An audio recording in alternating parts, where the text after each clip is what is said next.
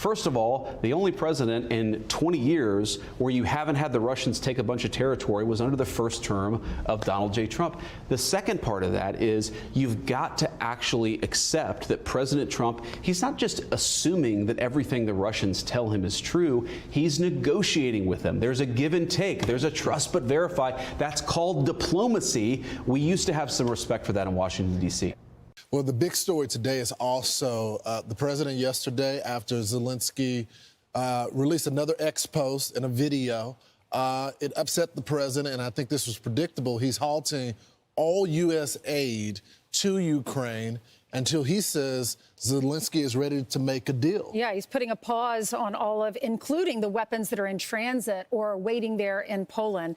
JD Vance was on with Sean Hannity yesterday talking about all these issues, talking about how the whole peace deal blew up in front of our eyes on national television when Zelenskyy and President Trump and JD Vance, among other leaders, were there in the Oval Office. This is what he says happened.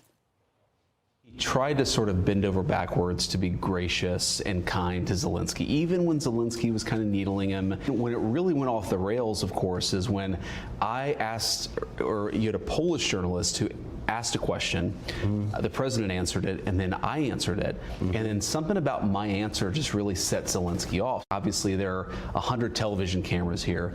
Let's try to have this conversation in private.